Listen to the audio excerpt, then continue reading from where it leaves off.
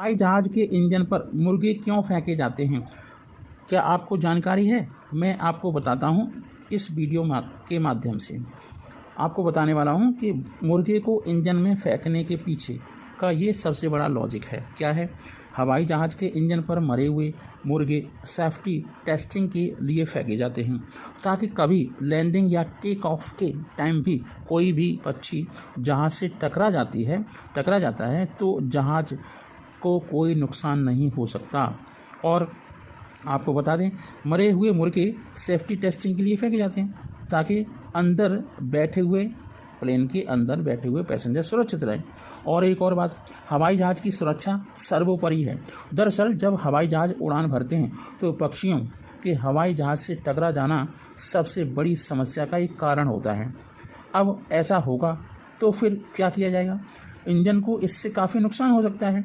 तो अधिकतर तब होता है जब हवाई जहाज़ रनवे से उड़ान भरते हैं या फिर उतरते हैं।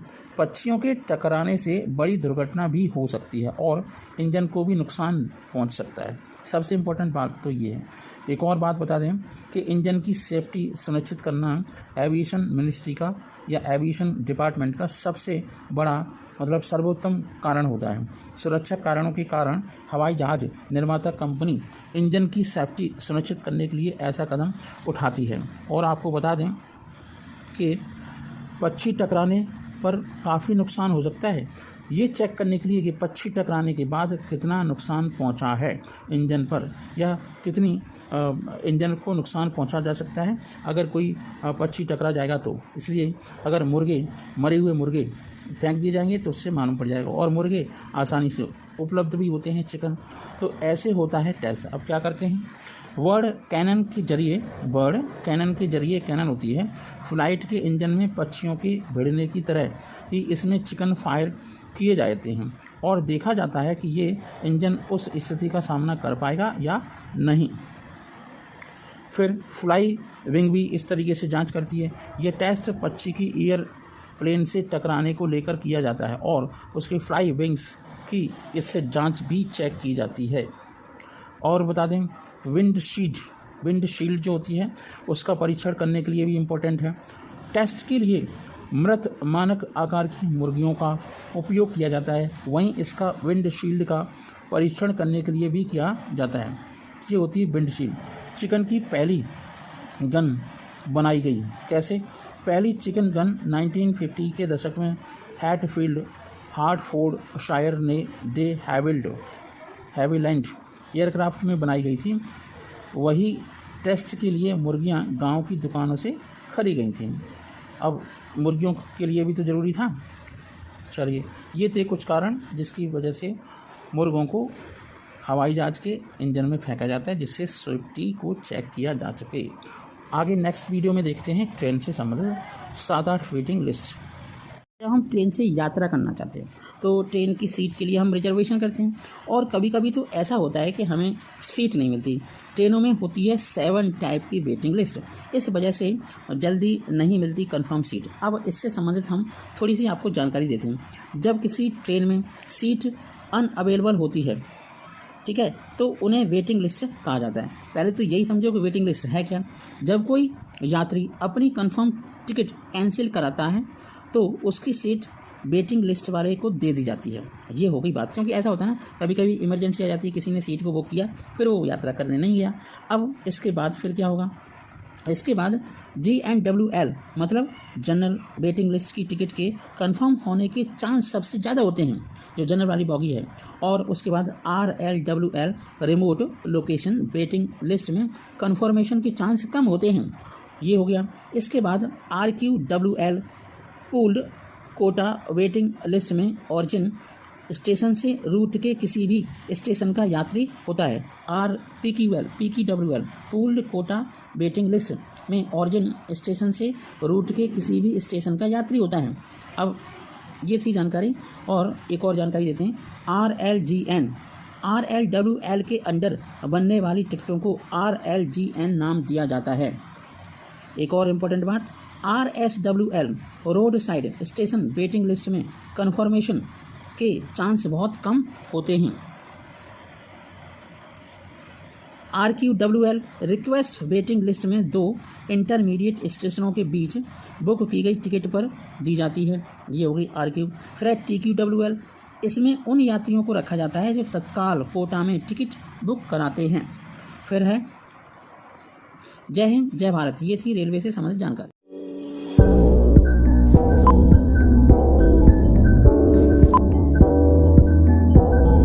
पाकिस्तान में ईश निंदा कानून पर अब आतंकियों जैसी मौत होगी। इस्लामिक कट्टरपंथियों के सामने शहबाज सरकार का सरेंडर हो गया है। कितने देशों में ब्लास्फेमी की ऐसी घटनाएं हो रही हैं, हम इस वीडियो के माध्यम से आपको बताना चाहेंगे। पाकिस्तान में विवादित ईश निंदा कानून यानी ब्लास्फेमी कानून अब पहले से और कड़ा हो गया है। शहबाज सरकार ने कट्टरपंथी इस्लामिक संगठन तहरीक-ए-लब्बैक की मांग के आगे घुटने टेक दिए हैं। पाकिस्तान की सरकार ने फैसला किया है कि ईश निंदा के मामले में अब आतंकवाद की धाराएं भी जोड़ी जाएंगी। जानना जरूरी है कि दुनिया भर में ईश निंदा पर किस तरह के कानून हैं और क्या हैं, क्या इसका स्याह पहलू है, क्या ब्लैक पहलू है। ऊपर दिए गए कुछ चीज़ों को हम डिस्कस करना चाहेंगे। पाकिस्तान में रूस का तेल क्या रास्ता बदलकर भारत से पहुंच रहा है? जी हाँ, भारत के अंदर रिफाइनरी है। सबसे पहले रूस से कच्चा ऑयल, क्रूड ऑयल भारत में आता है। भारत उसे क्या करता है? प्यूरीफाई करता है।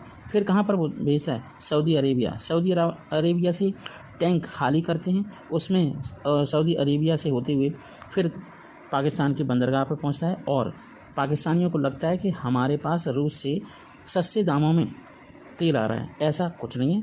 पाकिस्तान को रूस जो तेल दे रहा है वो उसी रेट पे दे रहा है जितना उसे देना चाहिए। रूस ने पाकिस्तान के लिए तेल में कोई पैसे का फेरबदल नहीं किया है। आप देख भी सकते हैं कि कराची के बंदरगाह पर रूसी टैंकर खड़े हुए हैं जिसमें रूसी तेल भरा हुआ है। 1 लाख मीट्रिक टन तेल की खरीद के सौदे के बाद पाकिस्तान को रूस से तेल मिलना शुरू हो गया है। और आपको बता दें कि रूस और पाकिस्तान दोनों ने ही इसकी पुष्टि भी की है, मतलब बात को सही बताया है। पाकिस्तान ने दावा किया है कि उसे ये तेल सस्ते दाम पर मिल रहा है। हालांकि रूस का कहना है कि पाकिस्तान को कोई विशेष छूट नहीं दी गई, कोई भी मोल भाव नहीं किया गया, कोई बार्गेनिंग नहीं, नो छूट। पाकिस्तान ने इस तेल के लिए चीन की मुद्रा में भुगतान किया है और रूस ने साफ शब्दों में कह दिया था कि पाकिस्तानी रुपये की उसे कोई ज़रूरत नहीं है, चीन के रुपयों में वो चीन की मुद्रा में भुगतान करेगा। और देखिए कितना बड़ा फ़र्क है। भारत रुपीज़ में व्यापार करता है रूस के साथ, वहीं पाकिस्तान के रुपये की कोई औकात नहीं है। पिछले महीने पाकिस्तान के ऊर्जा मंत्री खुर्रम दस्तगीर खान ने एक बयान में कहा था कि पाकिस्तान को रूस से सस्ते दाम पर तेल मिल रहा है, वो केवल जनता को बरगलाने का काम करते हैं। जब रूस का तेल पाकिस्तान पहुंचा था तब पाकिस्तान के प्रधानमंत्री शहबाज शरीफ ने इसे बदलाव का एक दिन कहा था कि ये बदल गया है, विचार बदल गया है। ऐसा कुछ नहीं है। शहबाज शरीफ ने कहा था मैंने देश से अपना एक और वादा पूरा किया। ये जो पॉलिटिशियन होते हैं ना, वो बहुत ज़्यादा बोलते हैं, फालतू बोलते हैं, बेमतलब में। जनता के पैसे का तेल है, ज़्यादा मत, है ना, बोलो। डिस्काउंट पर मिला रूस का क्रूड ऑयल कराची पहुंच गया है। क्रूड ऑयल नहीं है, वो प्यूरीफाइड ऑयल है और इंडिया में प्यूरीफाई हुआ है डिस्टली, जो आपका डिस्टल होता है, जिस तरीके से प्यूरीफिकेशन होता है, फ्रैक्शनल डिस्टिलेशन होता है। फ्रैक्शनल डिस्टिलेशन के लिए भारत में बहुत बड़ी बड़ी आपकी फ्रैक्शनल डिस्टिलेशन करने के पॉइंट्स हैं। जैसे आपका मुंबई हो गया, मथुरा हो गया। आज का दिन बदलाव का दिन है। हम समृद्धि, आर्थिक प्रगति और ऊर्जा सुरक्षा की तरफ एक और कदम बढ़ा रहे हैं, ये शहबाज शरीफ कह रहे हैं।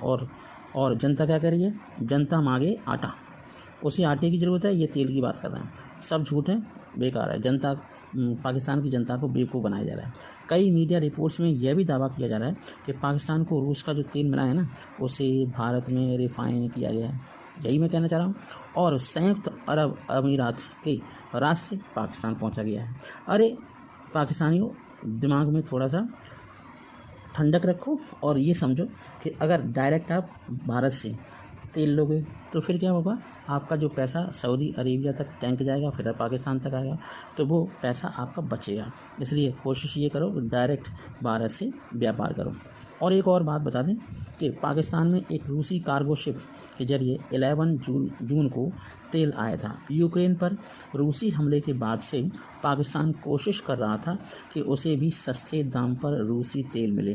पाकिस्तान के पूर्व प्रधानमंत्री इमरान खान रूसी तेल लेने के मामले में भारत की मिसाल देते रहते हैं और यूक्रेन और रूस में जारी जंग के बाद भी भारत का रूसी तेल आयात ऐतिहासिक रूप से बढ़ा है और जिससे बहुत सारे देशों को मिर्ची भी लगी है, खास करके पाकिस्तान को। पाकिस्तान ने इसी साल अप्रैल में रूस से 1 लाख मीट्रिक टन तेल के लिए समझौता किया था। इस समझौते के बाद तेल की पहली खेप 11 जून को पहुंची थी। अगले वीडियो में देखेंगे भारत पाकिस्तान के गलत बेकार रिश्ते और पाकिस्तान के रूस के साथ अच्छे रिश्ते, और भारत और रूस के अच्छे रिश्ते तो पहले से ही थे। नेक्स्ट वीडियो में देखते हैं। दोस्ती जिंदाबाद, ये कहना है पाकिस्तान के पूर्व प्राइम मिनिस्टर इमरान खान, जो अपनी जान बचाकर जाने कहाँ छिपते छिपाते घूम रहे हैं, और उनकी जो पीटीआई पार्टी है वो तो रसाताल में जा चुकी है, ख़त्म हो गई पीटीआई पार्टी। यूक्रेन पर रूस के आक्रमण के बाद पाकिस्तान के तत्कालीन प्रधानमंत्री, रूस से पाकिस्तान तेल आने को कई नज़रिए से देखा जा रहा है। कहा जा रहा है कि यूक्रेन में जारी जंग के बाद रूस और भारत के संबंध में कई चुनौतियां आई हैं और इस बीच रूस का पाकिस्तान से सहयोग भी बढ़ा है। इसके साथ इस रूप कि ग्लोबल साउथ के देश पश्चिम और रूस से संबंध में तुलना या संतुलन बनाकर चलने की कोशिश कर रहे हैं। रूस और पाकिस्तान के बीच संबंध शीत युद्ध के तौर से ही अच्छे नहीं रहे। शीत युद्ध में पाकिस्तान अमेरिकी गुट में शामिल था और भारत तो गुटबाजी में शामिल होता ही नहीं है। पिछले साल फरवरी में रूस राष्ट्रपति व्लादिमीर पुतिन ने जब यूक्रेन पर हमला, व्लादिमीर पुतिन जबरदस्त नाम है, पाकिस्तान के तत्कालीन प्रधानमंत्री इमरान खान मास्को पहुंचे थे। आपको मालूम ही होगा पाकिस्तान की वर्तमान सरकार भी रूस के साथ ऊर्जा समझौतों की कोशिश करती रही है, पर यह कोशिश कितनी कामयाब होती है देखते हैं।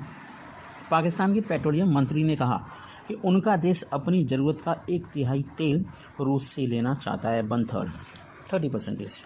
पाकिस्तान अब तक सऊदी अरब और यूएई से तेल आयात करता था और ये तेल आयात करने में इसलिए भी सफल होते हैं कि यूएई और सऊदी अरब जितने भी मुस्लिम देश हैं उन्हें सस्ता तेल बेचते हैं। इससे सऊदी अरब और यूएई का भी घाटा होता है और पाकिस्तान की बल्ले बल्ले।